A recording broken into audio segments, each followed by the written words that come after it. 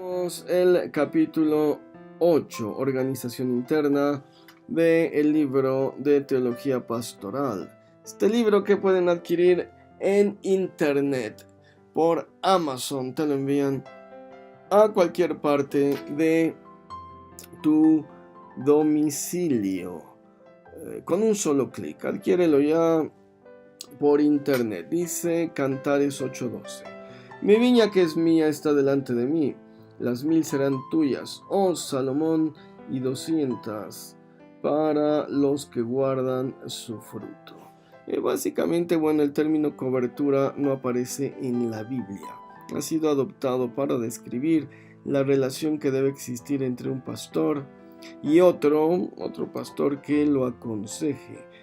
Podemos decir que el apóstol Pablo era la cobertura de todas las iglesias en Asia que él mismo había levantó durante sus viajes misioneros.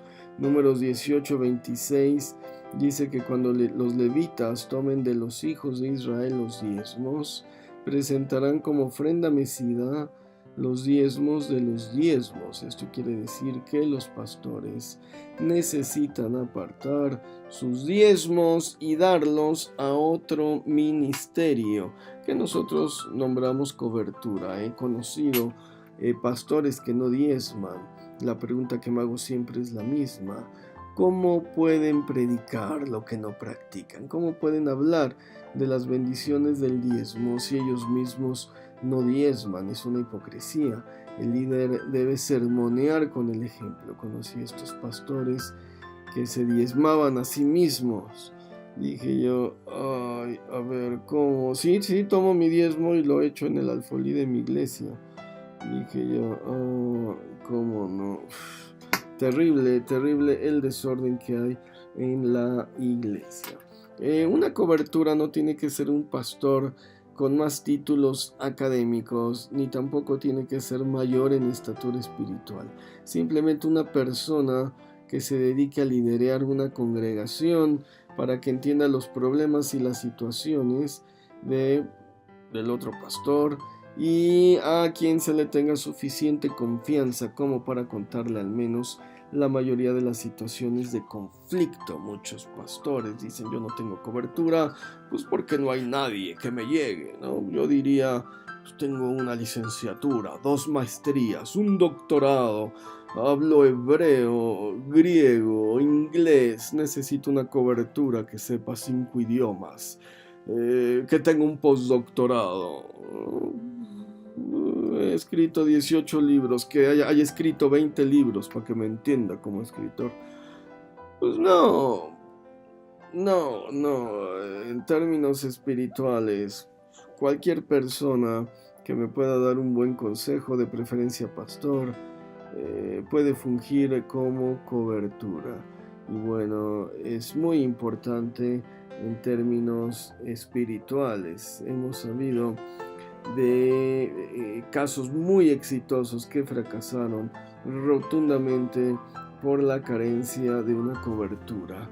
El primero fue este misionero en África. Había levantado una obra increíble, me parece, en Arusha. El hombre se llamaba Lester Simpson, un escocés, y él decía no necesitar cobertura. Su cobertura era el Espíritu Santo. Sí, claro, hasta el día que lo metieron a la cárcel y estuvo 1 año en una cárcel, y él decía: era el único blanco rodeado de negros, y todas las noches me decían: esta noche venimos a matarte. ¿Te imaginas? Es un testimonio terrible. Ahí está también su libro en internet, donde narra cómo comía arroz mezclado con con popó de rata, con detritus de rata. ¿Te imaginas? Estuvo 1 año en la cárcel, pues porque no tenía cobertura. Si hubiera tenido cobertura, el pastor hubiera dicho: ¿dónde está Lester? Hubiera investigado, se hubiera dado cuenta que estaba en la cárcel y lo hubiera sacado. El hombre salió porque por casualidad un comisionado de la ONU que lo conocía lo vio y le dijo: ¿qué haces aquí, a Lester Simpson? Y él le dijo: por favor, avisa a la embajada de mi país. Avisó en la embajada, salió a la semana. Imagínate, ¿no? 1 año por no tener cobertura. Cuando lo conocí, el hombre estaba tronado completamente. El otro caso fue un pastor con un ministerio muy fuerte de liberación. El hombre salía en la televisión, en la radio, era respetado por todos. Y también dice que su cobertura era un viejito en la sierra de Puebla que veía muy de vez en cuando, y que un día el viejito se murió, y quién le podía dar cobertura si él era el gran pastor liberador. No había nadie que le llegara a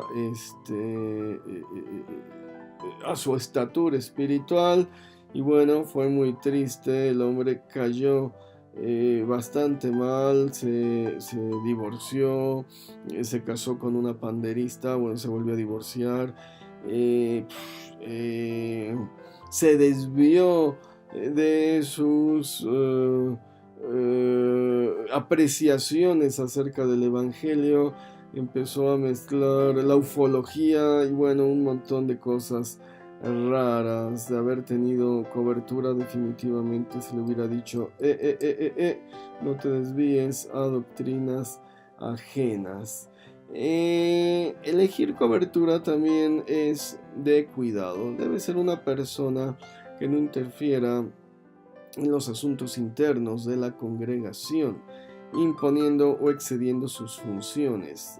Conocí a un pastor que fue a cancelar una obra ajena, ¿no? Como si el Señor le hubiera dotado de esa autoridad. No fue ahí, canceló y dijo: en el nombre de Cristo esta obra tache, no sirve.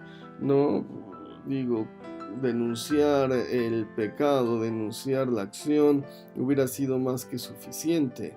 De hecho, nosotros acabamos de romperle las varas a un hombre que pensamos, bueno, nos llegó un rumor, había datos bastante ciertos de que el hombre cometió pecado de pederastia, y estábamos como su cobertura. Dijimos: Dios nos libre, no juzgamos a nadie. No es un juicio realmente, simplemente es un deslindarse y decir: yo ni sabía, y desde hace años que no soy cobertura de este hombre. Y bueno, hicimos un rito simbólico rompiéndole las varas. Vamos a verlo. Gloria a Dios, hermanos. Zacarías 11, el versículo 4 dice: así ha dicho Jehová mi Dios, apacienta las ovejas de la matanza, a las cuales matan sus compradores, y no se tienen por culpables. Y el que las vende dice: bendito sea Jehová, porque he enriquecido, ni sus pastores tienen piedad de ellas. Por tanto, no tendré ya más piedad de los moradores de la tierra, dice Jehová, porque aquí yo entregaré los hombres cada cual en mano de su compañero y en mano de su rey, y asolarán la tierra, y yo no los libraré de sus manos. Apacenté pues las ovejas de la matanza, esto es, a los pobres del rebaño, y tomé para mí 2 callados. Al uno puse por nombre gracia, y al otro puse por nombre ataduras, y apacenté las ovejas. Y destruí a 3 pastores en un mes, pues mi alma se impacientó contra ellos, y también el alma de ellos me aborreció a mí. Versículo 10, tomé luego mi callado gracia y lo quebré para romper mi pacto que concerté con los pueblos. Versículo 14, quebré luego el otro callado, ataduras, para romper la hermandad entre Judá e Israel. Bueno, lamentamos mucho. En el 2015 el pastor Fernando Mendoza se puso bajo nuestra cobertura. A partir del 2016 no lo hemos visto, no hemos tenido ningún contacto con él, y nos llegó, bueno, una situación muy difícil donde se le acusaba de impureza sexual. donde se le acusaba de haber cometido adulterio con una miembro de su iglesia. Decidimos, ya platicado con nuestra cobertura, el pastor Javier Hermoso, con varios líderes de la iglesia, hacer público su pecado. Bueno, esperamos que haya arrepentimiento, no condenamos a nadie, creemos en la restauración, pero si no hay arrepentimiento, si no hay un arrepentimiento real, no podemos hacer nada, y por lo tanto vamos a romper el pacto que concertamos con él. Tenemos 2 varas simbólicas que simbolizan estos callados. El callado gracia lo voy a quebrar rompiendo mi pacto como cobertura, y mi callado atadura lo voy a quebrar rompiendo la hermandad entre Fernando Mendoza y nosotros. En el nombre de Jesucristo rompemos todo vínculo espiritual, cancelamos y anulamos la cobertura que teníamos sobre el pastor Fernando Mendoza. El Señor es testigo de lo que hemos hecho el día de hoy. El Señor tenga misericordia de todos nosotros. Amén y amén. Las alianzas también, bueno, fuerte el acto simbólico, estremecedor, hubo muchos comentarios. Básicamente los comentarios fueron: ¿dónde estaba usted como cobertura cuando este pobre hombre cayó en el pecado de pederastia? Pues ¿dónde estaba yo? Nunca me buscó, nunca me contó su pecado, si no le hubiéramos ayudado. Y no era un hombre que no se prestaba mucho a la consejería, le daban un consejo y te lo debatía. Dice uno: ay, qué flojera si no estamos en un kindergarten. No tome el consejo, no lo tomes, pero no me vengas a debatir lo que te estoy diciendo. Las alianzas con iglesias también deben considerarse peligrosas. Hace unos años nuestro pastor, nuestra cobertura, Javier Hermoso, salió con un pastor, imagínate, con un pastor canadiense de nombre David Shepard, y bueno, ambos tenían iglesias más o menos del mismo tamaño, y David le dijo a Javier: vamos a unirlas para que seamos una iglesia, macroiglesia. Tú tienes, no sé, 70 miembros y yo 70, vamos a hacer 150. Javier dijo: sí, yo le dije: ten cuidado, Javier, ¿no? Estas alianzas normalmente salen mal. No, es un hombre de Dios, yo lo conozco, guara. Y bueno, no me hizo caso. Cuando el profeta Hermoso entró a su iglesia llevando a su congregación, el hombre lo tomó por asalariado, no lo vio como su igual, no dijo: los dos estamos.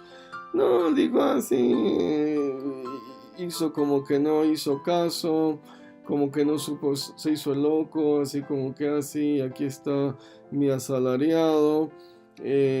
Cuando Javier se quiso ir de esta cobertura nefasta, la persona le dijo: bueno, te vas, pero te vas solo, deja las ovejas que ya introdujiste a mi iglesia.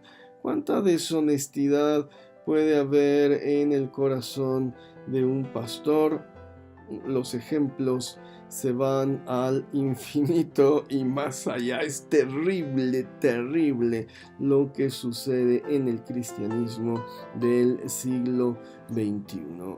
Hay que tener mucho cuidado. Una cobertura no significa estar bajo un yugo humano ni bajo la sujeción de un déspota que decida sobre asuntos que no le conciernen. Más bien recibir un sello de autoridad con gran humildad para recibir consejería cuando uno tiene problemas serios. Hemos tenido problemas matrimoniales, hemos tenido problemas con la iglesia, hemos tenido problemas personales, y bueno, Javier y su esposa Rocío siempre han estado allí para ministrarnos. Conozco pastores que buscan coberturas internacionales. Bueno, pues si la persona está disponible, cuando le hablas por teléfono o te da una cita para la semana, perfecto. Pero si yo digo estoy bajo la cobertura de un nombre internacional al cual nunca veo, al cual nunca contesta mis llamadas, al cual ni conozco de manera personal, ¿Qué cobertura es esa, no? ¿Quién me va a dar una consejería? ¿Quién me va a dar, quién me va a ubicar cuando cometa un error? Estos son casos prácticos que hemos vivido y que sería muy bueno tomar en cuenta para una sana organización dentro de la iglesia. Me es grato presentar mi más nuevo libro, El poder en los nombres de Dios, una compilación de más de 700 nombres bíblicos, las técnicas para meditar en estos nombres y la explicación de cada uno y el poder que emana de cada uno. Los nombres de Dios, esta compilación de más de 1000 nombres de Dios, todos bíblicos. Bueno, mis libros acerca del Talmud. El Talmud son estas interpretaciones, revitalizaciones rabínicas de principios de siglo que nos van a dar una explicación más profunda sobre el Antiguo Testamento y que nos van a servir muchísimo para poder entender al cristianismo dentro de su matriz judía. Interpretaciones sefaradíes es la comunidad judía de España de la era medieval, los siglos XII al XVI, y esta producción literaria única, interpretativa también de las Sagradas Escrituras.